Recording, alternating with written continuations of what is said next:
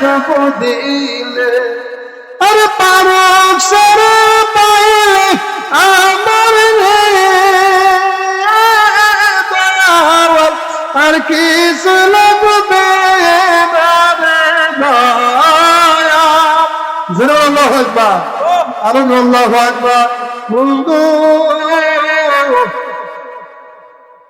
এই মুহূর্তে বাদশাহ হারুন আর রশিদের ছেলেটা পাখিটাকে বললেন আবার যাও তুমি আল্লাহর হুকুমে আমার হাত থেকে তোমার জায়গায় চলিয়া যাও। পাখিটা চলে গেল। এবার ওই বাদশাহ হারুন আর রশিদের ছেলে বলতে আব্বা তুমি আমার বিদায় দাও। সিরুন ফিল আরদি আমি সফরের মধ্যে যাব, সফর করব, তুমি আমাকে বিদায় দাও, আমাকে কিছুদিনের জন্য সফর করা সুযোগ করিয়া দাও। আমি আল্লাহর সৃষ্টি জগৎটা ঘুরে ঘুরে ঘুরে ঘুরে ঘুরে দেখব আপনাদের আল্লাহ রাব্বুল আলামিন সৃষ্টি কত সুন্দর কত সুন্দর। এই সৃষ্টি জগৎটা আমি ঘুরে ঘুরে দেখার জন্য তোমার অনুমতি চাই। আমার আব্বা তুমি যদি অনুমতি দাও আর আমার মা থেকে যদি পারমিশন নিয়ে দাও আমি এই জগৎ দেখার জন্য বাগির হয়ে যাইব। আমি এই রাজকীয় হালাতে থাকবো না, আমি রাজার প্রাসাদে আমি থাকতে চাই না। আমার এই প্রাসাদের মধ্যে শান্তি লাগে না। আমি যদি মহল্লায় চলিয়া যাই, আমি কোথাও যদি মালিককে পাওয়ার জন্য চলিয়া যাই, আমার আল্লাহকে আমি রাজি খুশি করার জন্য, আল্লাহকে পাওয়ার জন্য আল্লাহ করে পাগল হইয়া আমি সিরুন ফিল আরদি বেরিয়ে যাব। আমি ঘুরে ঘুরে ঘুরে ঘুরে আমার মালিকের সৃষ্টি রহস্য দেখব। আল্লাহু আকবার বলেন, আল্লাহু আকবার। আর বাবাজিরা ভাইয়েরা আমার বাদশাহ হারুন আর রশিদ কয় তুই একমাত্র আমার ছেলে, আমার এত বড় রাজকীয় হালাত, তুমি যদি আমার বাদশাহী বাদ দিয়া তুমি বাইর হয়ে যাও, কোথায় যাইবা, কি খাইবা, কোন জায়গায় থাকবা, তার তো কোনো দিক নির্দেশনা নাই।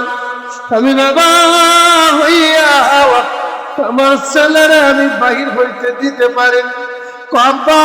আমি যেই মাওলার প্রেমে পাগল হইয়া বাইর হইব ওই মাওলাই আমাকে খাবারের ব্যবস্থা করবে, ওই মালিকই আমাকে থাকার ব্যবস্থা করবে। তুমি শুধু অনুমতি দাও আর আমার জনম দক্ষিণে মা জুবাইদা থেকে অনুমতিটা দাও। এই কথা বলিয়া বাবা ছেলে দুইজন ঘরের ভিতরে যাইয়া রাজ সিংহাসনের মধ্যে বাদশা বসিয়া তার বিবিকে বলে, বিবি গো তোমার ছেলে নাকি সফরে বাইরে হইব, সে নাকি রাজকীয় সিংহাসন ভালো লাগে না, রাজার হালাত ভালো লাগে না, সে পরনে একটা সিরা জুব্বা পইরা ওই মাওলাকে পাওয়ার জন্য মাওলার সন্ধানে বাইরে হইবে। তুমি তোমার সন্তানকে তুমি অনুমতি দিয়ে দাও। সব এই পূর্বপাড়ার বাবারা ভাইয়েরা আমার, যেই মা সন্তান বলতে রাখে ওই মা তাদের সন্তান ধারণ করা কত কষ্ট। বিবি জুবাইদা কয় আমার একটি মাত্র সন্তান, আমার কলেজা সিরাতার বুকের মানে কোনদিন স্বর্ণের পেটের মধ্যে খাবার খাই না, কোনদিন রাজ সিংহাসনে সে বসে না, কোথায় যাইব, কোন জায়গায় থাকবে, কি খাইবে, আমি কেমনে আমার ছেলেকে বিদায় দেই। যুবক মা জননীর পায়ের মধ্যে পড়িয়া দৌড় দিয়া জুবাইদার পায়ে চুমুকায়া করে মা গো তুমি আমার বিদায় দাও বাবা, আমি সফরে বাইর হয়ে যাইব, আমি আল্লাহকে পাওয়ার জন্য বাইর হইব, আমি মাওলার প্রেমে আমি পাগল হয়ে গেছি গো মা। ও মা আমার চার দেওয়ালের ভিতরে শান্তি লাগে না, তুমি আমার বিদায় দাও। মা জননী কো না না আমি সন্তান ছাড়া করে থাকতে পারবো না।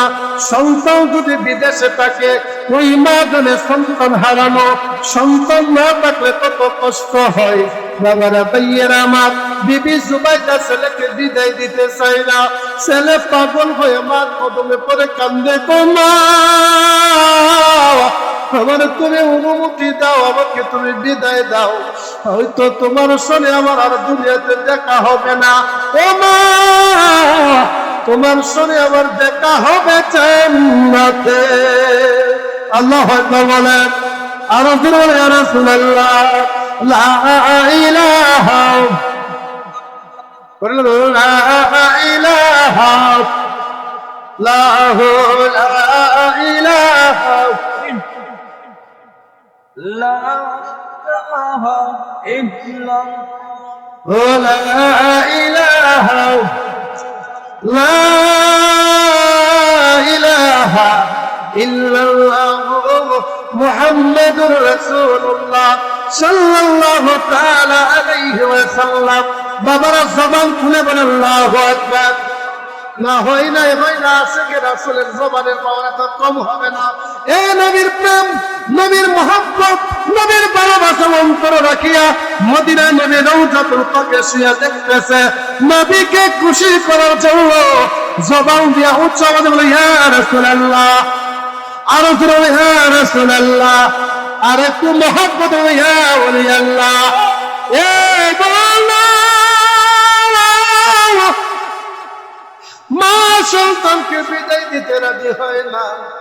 অনেক মিনতি করার পরে মার কাছে বলতেছে, মা আমি সফরে যাব, আমাকে কোনো টাকা পয়সা হীরা মুক্তা দিতে হবে না, আমি এই টাকা পয়সা বুঝি না গো মা। মা গো, তুমি আমার বাবার হাতের মধ্যে একটা আংটি আছে গো মা, এই আংটিটা তুমি আমার দিয়ে দাও। আর আমার বাবা বাদশা হারুন রশিদ প্রতিদিন সকাল সন্ধ্যা কোরআন তেলাওয়াত করত, এই কোরআন শরীফ কান আমার দিয়ে দাও, আর আমাকে কোনো কিছু দিতে হবে না। ওই মা জুবাইদা তার বাবার হাতের আংটিটা আর একটা কোরআন শরীফ একটা ঝুলির মধ্যে দিয়া সন্তান কাঁধের মধ্যে ব্যাগটা নিয়ে বাহির হয়ে গেল। গেট থেকে বাহির হইয়া বাহিরের দিকে রওনা করে দিল।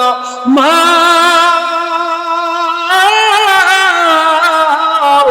ওই দরজার গেটের সামনে দাঁড়ায় চোখ পানিগুলো পালায় কান্দে। সন্তান কই যায়, কোন জায়গায় যায়, কোন জায়গায় থাকবে, কে খাইবে, কে তারে দেখবো, এই চিন্তা করিয়া মা কান্দে। সন্তান যদি কোথাও মায়ের সহলে যায়, বলো সবাই, সন্তান যদি কোথাও মায়ের তলে যায়, কাঁদতে কাঁদতে মায়ের চোখটা ভেসে যায়। কত মানুষ দেখছি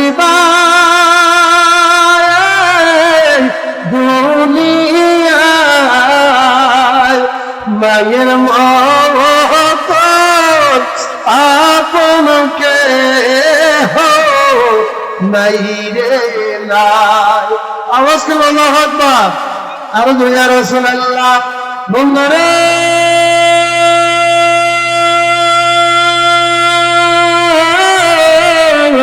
ও সবই পূর্ব করার বাবাজিরা, তাইয়েরা আমার মা বোনেরা, মা সন্তানকে বিদায় দিয়ে দিল। ওই পাশে হারুন রশিদের ছেলে যুবক মানুষ একটা সিরাক গাটুরি নিয়ে চৌরার দিকে রওনা করে দিল। যাইতে যাইতে যাইতে যাইতে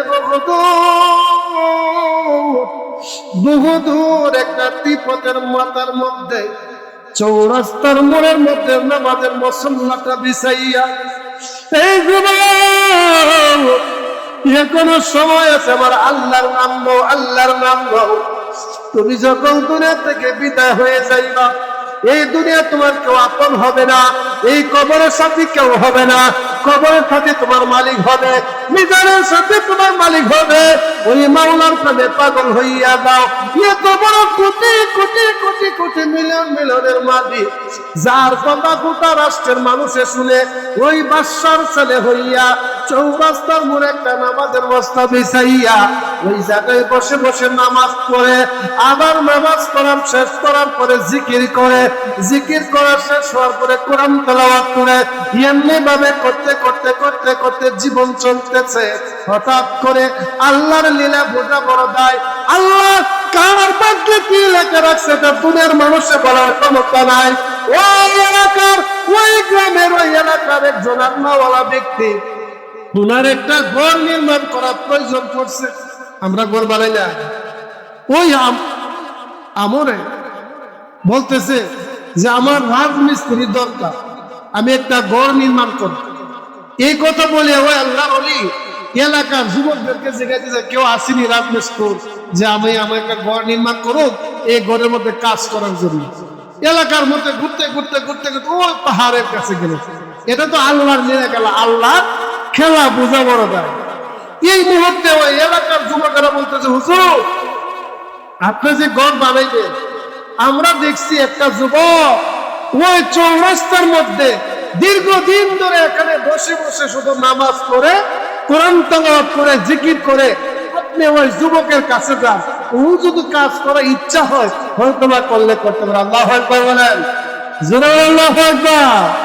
আল্লাহর লীলা বোঝা বড় দায়। ওই আল্লাহওয়ালা ব্যক্তিটা ওই জায়গার মধ্যে যাইয়া টাকা দেখতেছে, একটা যুবক নামাজের মুসল্লায় বসে বসে কোরআন তেলাওয়াত করতেছে।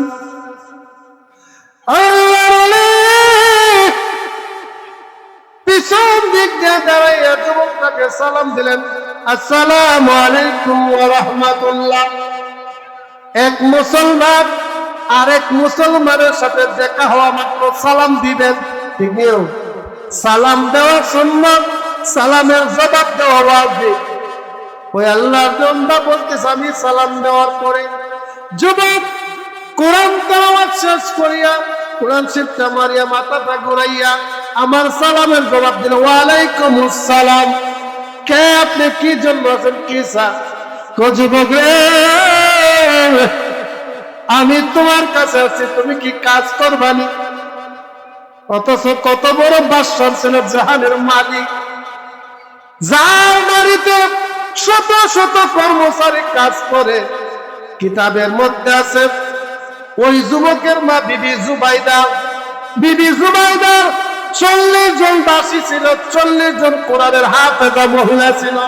প্রত্যেক দিন সকাল সন্ধ্যা ওই 40 জন দাসী প্রত্যেক দিন কোরআন তেলাওয়াত কত, কোরআন খতম করত। ওই বাদশার ছেলে মাওলাকে পাওয়ার জন্য বাতায়ার বাদ দিয়া, মাওলার প্রেমে পাগল হইয়া আল্লাহকে রাজি খুশি করার জন্য ওই আমরের দিকে তাকায় বলে, বাজার আলহামদুলিল্লাহ, কাজ করে খাওয়া ভালো। যারা কাজ করে, যারা পরিশ্রম করে, পরিশ্রম তো করা ভালো। নিজের কাজ নিজে করে খাওয়ান, নিজে রুচি করে করার অনেক মজা আছে। এই যুবক, কি এমন কাজ আপনার আমি করবো, আমি ইনশাল্লাহ রাজি। আলহামদুলিল্লাহ, আল্লাহু আকবার। এই যুবক, আমি একটা ঘর নির্মাণ করবো, রাজমিস্ত্রির দরকার। আপনি কি রাজমিস্ত্রির কাজ জানেন? জি হ্যাঁ জানি। তাহলে আপনি রাজি হয়ে যান, আমার বাড়িতে কাজ করবেন। আমি কাজ করব, কিন্তু একটা শর্ত আছে। কি শর্ত? আমাকে প্রত্যেক দিন 2 দিরহাম দিবেন, প্রতিদিন 2 দিরহাম দিবেন। আর আমার কাজ যদি ভালো হয় আমারে কোনো পুরস্কার দিতে হবে না, একটা বোনাস আমাকে দেওয়া যাবে না। আর আমার কাজ যদি খারাপ হয় আমারে গালি দেওয়া যাবে না। কি করা যাবে না? আমারে গালি দেওয়া যাবে না।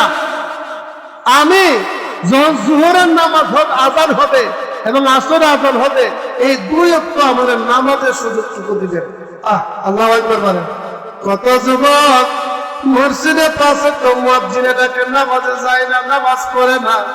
তুমি যে নামাজ পড়ো না তুমি মাহফিল সাজাইলা, এই মাহফিলে তো তোমার জান্নাতে নিবে না, এই মাহফিলে তো তোমাকে বেহেশতে নিবে না।